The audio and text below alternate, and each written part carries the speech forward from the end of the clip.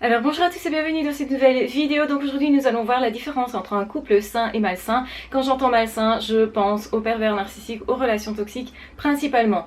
Donc ça veut dire quoi? Ça veut dire qu'effectivement à un moment donné il faut savoir déterminer si on est dans une relation saine ou pas, et effectivement on le détermine comment. L'indicateur principal c'est notre niveau de bien-être. Donc effectivement quand on est bien dans un couple, on continue de s'épanouir. Il y a vraiment le côté épanouissement personnel qui est très important dans la notion de couple. Beaucoup de personnes se disent quand je suis en couple je suis concentrée sur l'autre, sur le désir de l'autre, mais pas sur mes propres besoins. Ça c'est une grosse erreur. Vous devez toujours avoir un monde qui vous est propre, vous devez toujours avoir une vie qui vous est personnelle, parce que simplement ça va équilibrer aussi votre couple que d'avoir justement une vie professionnelle, une vie amicale, une vie avec vous-même aussi. Donc vous ne devez pas tout faire porter à l'autre, tout simplement parce que c'est une charge qui sera trop lourde pour l'autre, et aussi parce que du coup vous ne pourrez pas finalement profiter vraiment des périodes où vous êtes avec l'autre si vous êtes tout le temps avec l'autre en fait. Donc ce qui est important c'est vraiment de se dire, normalement quand on s'établit dans une relation de couple, dans une relation tout court, on est dans le plaisir, dans le partage, dans l'humour, on est dans l'échange de bien-être en fait. Donc ce qui est important c'est de vous épanouir et d'épanouir l'autre. Donc évidemment vous êtes responsable que d'une partie, c'est-à-dire le fait de vous épanouir vous-même. Si par contre vous êtes coincé dans une relation, vous sentez que vous ne pouvez pas vous épanouir, vous êtes tout le temps continuellement stressé, vous êtes tout le temps dans une situation d'angoisse, de crise, etc. Même de dispute tout le temps, c'est pas toujours quelque chose de normal. Alors ça veut pas dire qu'il n'y a pas certaines personnes qui aiment bien justement ce qui n'est pas statique, qui aiment bien parfois qu'il y ait un petit peu de remous. Il y a des personnes qui ont besoin de ça, qui ont besoin de défis, qui ont besoin que ça bouge, qui ont besoin en fait que tout ne soit pas toujours la même chose tous les jours. Et donc en fait il y a des personnes au contraire qui visent plutôt quelque chose de stable, de très stable, voire de trop stable pour certaines personnes. Donc j'ai besoin de beaucoup de stabilité ou pas dépend d'une personne ou l'autre. On n'a pas tous les mêmes besoins en couple, donc il faut comprendre qu'on n'est pas tous les mêmes à ce niveau-là. Du coup c'est important de comprendre aussi avec qui est-ce qu'on compose un couple. Est-ce qu'on a une personne en face de soi qui est comme nous, qui fonctionne pareil, ou bien au contraire cette personne a peut-être d'autres besoins, d'autres envies, d'autres objectifs, etc. C'est important aussi de revoir ça un petit peu, de remettre ça sous l'objectif pour justement regarder un petit peu ce dans quoi on est, pour le comprendre et pour s'adapter certainement, pour être plus heureux l'un et l'autre. Donc le but du couple, vous l'aurez compris, c'est être heureux. Donc effectivement il faut garder un certain épanouissement personnel, ça veut dire aussi être un minimum égocentrique. Les personnes qui ne sont pas du tout égocentriques n'arrivent généralement pas à tenir un couple à longue distance, ou alors c'est un couple qui va devenir très frustrant, tout simplement parce que le bonheur ne se trouve que dans ce milieu-là, et donc du coup forcément vous avez un bonheur qui est limité, un épanouissement limité, et une possibilité de partager à l'autre qui au final aussi va être limitée. Donc c'est important d'avoir sa vie perso, c'est important d'avoir sa richesse personnelle, de s'être développé, en fait d'être heureux déjà tout seul, ça c'est l'idéal. Être d'abord heureux tout seul avant de rencontrer quelqu'un, c'est vraiment l'idéal, et que l'autre de l'autre côté aussi soit heureux tout seul. Donc après on peut partager, on peut échanger, on peut augmenter si vous voulez cet état de bonheur par un échange qui sera l'échange de relations, de passion, de toute une série d'attentions. Et donc c'est important effectivement d'avoir donc du coup un bien-être seul aussi. Ce qui est important à comprendre, c'est que quand c'est une relation malsaine, vous êtes dans une dépendance, c'est-à-dire que vous êtes en demande, vous attendez absolument de voir cette personne, tout dépend de cette autre personne, et peut-être cette personne, comme le fait le pervers narcissique, vous prive de tout ce qui vous gratifiait avant, de tout ce qui vous créait du bonheur avant, de tout ce qui faisait en fait de vous quelqu'un de vivant. Et ça, tous les pervers narcissiques font ça, ils vous empêchent de voir vos amis, ou ils dégradent les relations, ou ils vous empêchent de voir votre famille, ils vous harcèlent parfois justement au moment où vous passez un moment en famille, un moment séparé d'eux tout simplement, ou quand vous êtes dans une passion ou à un cours, que sais-je, quelque chose qui vraiment vous éclate, quelque chose qui vous rend vivant. Et ça c'est déjà un indicateur. Une relation malsaine c'est déjà une personne qui va vous empêcher de voir vos amis, qui va vous empêcher de vous épanouir, qui va vous empêcher aussi de vous développer, en fait de prendre vraiment la vie comme elle vient et de vous épanouir dans la vie avec tous les possibles. Un autre indicateur aussi c'est qu'une personne qui n'est pas saine pour vous va vous dégrader, va vous humilier, va vous saboter, va passer son temps aussi à ne pas vous soutenir en cas d'épreuve. Donc ça veut dire en cas d'épreuve, cette personne va se servir de votre malaise, de votre mal-être, de vos souffrances, de vos failles pour les renforcer. Donc ça, c'est vraiment un indicateur que quelque chose dysfonctionne. Normalement, effectivement, quand on est en couple avec quelqu'un, on a passé de bons moments ensemble, et puis on remarque que cette personne a besoin d'aide, que cette personne a besoin de nous, et on vise surtout à ce que cette personne s'aide elle-même, si vous voulez. Donc on va juste la relancer. Et donc là, on va venir en aide à cette personne, on va essayer de soulager ses souffrances, forcément, mais aussi on va lui redonner une certaine autonomie. Donc on va pas prendre la position de l'autre, on l'aide si vous voulez, mais sans rendre l'autre dépendant. Pervers narcissique fait tout à fait l'inverse. Quand vous avez besoin d'aide, le pervers narcissique va vous faire croire que vous avez absolument besoin de cette personne-là, que sans cette personne-là, vous ne pourriez pas vous en sortir.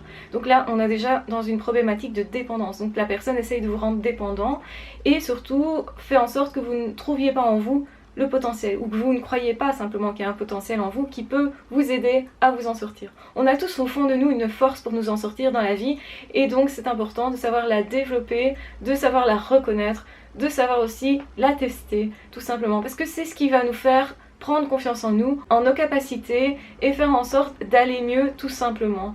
Donc les pervers narcissiques vous empêchent en fait de trouver votre potentiel, vous empêchent de trouver une façon de vous en sortir tout seul. Pourquoi? Justement pour créer une sorte de pouvoir. Et donc ça c'est problématique parce que c'est un pouvoir qui va être malsain. Donc un pouvoir sain, c'est pouvoir justement prendre le relais par rapport à l'autre personne. Donc on va l'aider parce que à ce moment-là, nous, on peut fonctionner correctement, l'autre peut-être à ce moment-là ne sait pas, mais c'est pas malsain dans la mesure où on ne pousse pas l'autre à devenir dépendant, au contraire, on va l'autoriser à trouver en lui ou en elle, on va l'encourager à croire en elle, en lui, et à faire en sorte que cette personne puisse s'en sortir au final seule si jamais ça devait arriver, parce que évidemment, la plupart du temps, le conjoint, la conjointe ne sera pas dans les paysages pour toujours remédier aux problèmes. Donc surtout ne pas créer un couple de dépendants, un couple où l'un aide l'autre. Ça n'est pas vraiment un couple en fait, puisque du coup c'est toujours le même qui va aider et donc l'autre va se retrouver assez seul dans ce couple là. Donc ça aussi ça peut être quelque chose qui dysfonctionne sans que ça soit de la perversion narcissique, attention hein.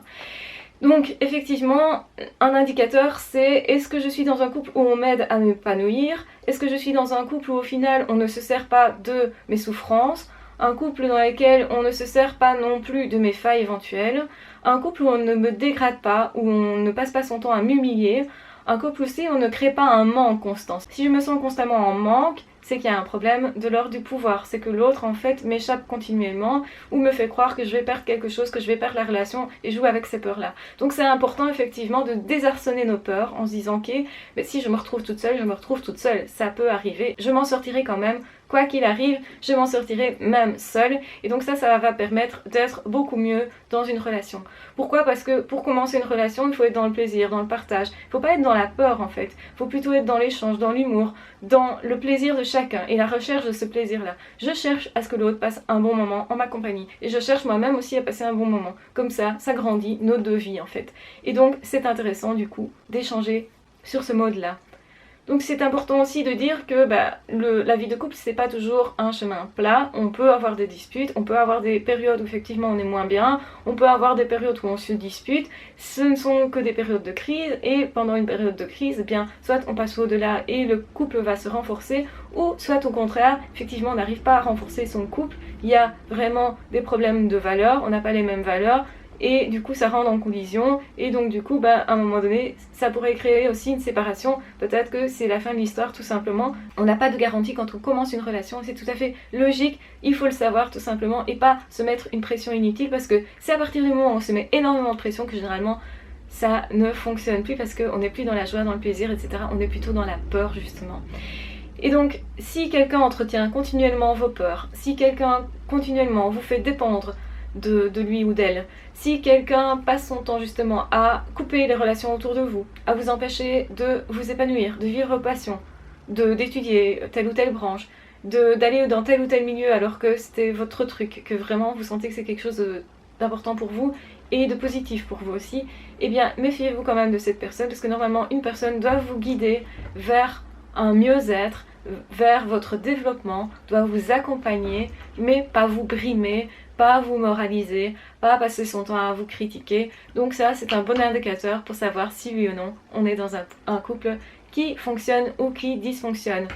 Donc généralement, quand évidemment on est en couple avec une personne toxique, ça dysfonctionnera d'office. Vous ne pourriez pas bâtir un couple. Ce n'est pas vous qui avez un problème, c'est pas vous qui n'êtes pas capable de créer un couple, c'est l'autre personne qui est toxique tout simplement. Donc il faut bien regarder où est le problème, surtout pas se dire bah si je n'arrive pas avec cette personne, je ne serai jamais capable de créer un couple. C'est pas vrai du tout. Ne restez pas prisonnier dans un couple qui ne vous convient pas parce que vous êtes en relation avec une personne toxique et que vous pensez, que vous croyez que plus personne ne pourra vous séduire ou que plus personne ne pourra vous accompagner dans votre vie à ce niveau-là tout simplement.